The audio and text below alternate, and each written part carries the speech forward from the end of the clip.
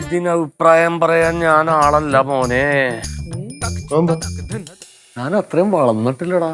അളിയാ അത്രയൊക്കെ കിടുവന്ന് പൊളിച്ചത് നമ്മള്. നിന്റെ ഡിസൈൻ എന്റെ പൊന്നടാവേ.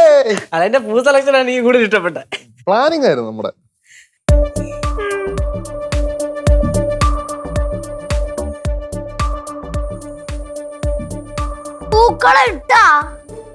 അല്ല പിന്നെ നമ്മളങ്ങ് കിട്ടുമല്ലളിയാ.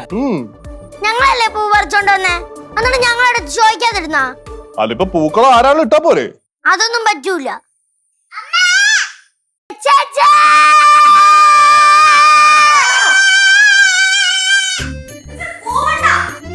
നോക്ക്, നമ്മളടുത്ത് ചോദിക്കാതെ പൂക്കളം ഇട്ടേക്ക്.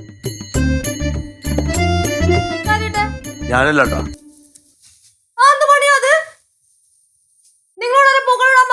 അത് ഞങ്ങള് കണ്ടു പോയിരിക്കുന്നുണ്ട്, എടുത്തും കിട്ടു. ഞെട്ടിയില്ലേ? ഞെട്ടില്ലേ? നല്ലൊരു ദിവസം ഞങ്ങള് കഷ്ടപ്പെട്ട് പറിച്ചോണ്ട് വന്ന പൂവല്ല, അപ്പൊ ഞങ്ങള് വേണ്ട പൂക്കളൂടെ. ഞാന് കഷ്ടപ്പെട്ട് പുറത്തുണ്ടോ പൂക്കളം ഇട്ടാ പോരെ. പറ്റത്തില്ല, പറ്റത്തില്ല. ഞങ്ങളുടെ പൂക്കളം എന്തോ കുഴപ്പം അപ്പൊ പറ. കൊള്ളത്തില്ല, അത് കൊള്ളത്തില്ലെന്നോ? ഇത് കൊള്ളത്തില്ലെന്നോ? അതിനേക്കാളും നല്ല പൂക്കളം എനിക്കിടാൻ പറ്റും. തേങ്ങ പറ്റും. ഞാൻ നല്ല ഒന്നാമത്തെ ഡിസൈൻ കണ്ടുവെച്ചോണ്ടിരുന്നത്, അറിയോ? കണ്ടുവെച്ചോണ്ടിരുന്ന പോലെ വന്ന് ഇടണം, അല്ല പൂ ഉണ്ടെന്ന് വെച്ചിട്ട് അവര് പോക്കങ്ങ് പോവില്ല. ഞങ്ങൾ കൈ കാലം മുഖം കഴുകാൻ പോയതല്ലേ. ഇത്രയും നേരം കൈ കാലം ഞങ്ങളുടെ ഒരു പൂക്കളം ഇട്ട് എന്നിട്ടാണ് പറഞ്ഞത്. പിന്നെ ചേച്ചു മാസത്തിലെത്തോളൂട്ടുള്ള കാര്യം ഞാൻ പറഞ്ഞേക്കാം. നിങ്ങൾ ആൾക്കാരെ കാണിച്ചിട്ടല്ലേ? എന്താ ഇത്? ഓണകാലമായിട്ട് ഒരു സമാധാനം തരത്തില്ലയോ? എന്തോ എന്റെ സിദ്ധു, എന്തോ ഇവിടെ ബഹളം. അമ്മ നെച്ചൂസ് ചുമ്മാ അലമ്പുണ്ടാക്കുക. അവള് ചുമ്മാ ആവശ്യമില്ലാതെ ഒന്നും പറയത്തില്ല. എന്തുവാ കാര്യം മോളെ? അമ്മ രാവിലെ എണീറ്റ് ഞാനും എന്റെ പിള്ളേരും അതുപോലെ തന്നെ അപ്പൂപ്പനും കൂടി ഈ കണ്ട പറമ്പൊക്കെ നടന്നതേ കുറച്ച് പൂക്കളൊക്കെ പറിച്ചോണ്ട് വന്ന്. അതെന്തിനാ? ഞങ്ങൾക്ക് പൂക്കൾ ഇടാൻ വേണ്ടിട്ടല്ലേ. അത് ഇവിടെ ഞങ്ങൾ വെച്ചതാ, അതെടുത്ത് ഇവര് പൂക്കളം ഇട്ടു. എന്താണ് ഞങ്ങളുടെ പൂക്കളം നിങ്ങളുടെ പൂക്കളം എല്ലാം പൂക്കളം തന്നെ ലാരിട്ടാലും അല്ല. ചേച്ചി ഒരു കാര്യം ഞാൻ പറഞ്ഞേക്കാം. ചേച്ചിക്ക് കലാബോധം എന്ന് പറഞ്ഞൊരു സാധനം തൊട്ട് തീണ്ടിട്ടില്ല, അതുകൊണ്ടാണ് ഞങ്ങൾ ഇതങ്ങ് ഇട്ടത്.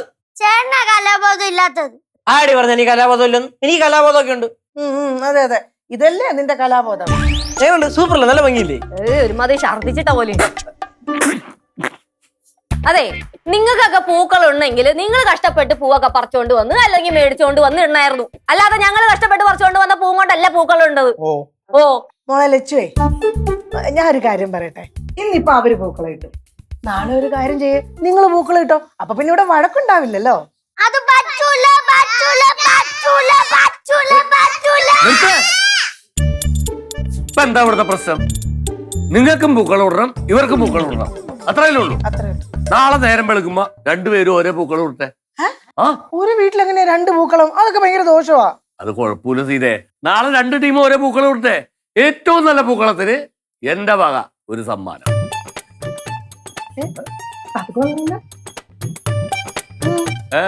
എന്ത് പറയുന്നു? ഡീലിനുണ്ടോ? എന്നാ പിന്നെ ശരി, മത്സരത്തിന് ഞങ്ങൾ സമ്മതിച്ചിരിക്കണേ. ഡീൽ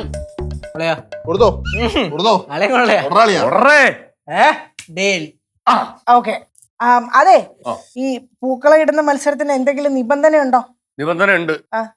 പൂക്കളത്തിൽ അറ്റ്ലീസ്റ്റ് ഒരു കുറഞ്ഞത് ഒരു 2 തരം നാടൻ പൂവെങ്കിലും ഉണ്ടായിരിക്കണം, അല്ലെങ്കിൽ ഒരെണ്ണമെങ്കിലും ഉണ്ടാവണം. പിന്നെ ജഡ്ജ് ഞാനായിരിക്കും. ജഡ്ജിന്റെ തീരുമാനം അന്തിമമായിരിക്കും.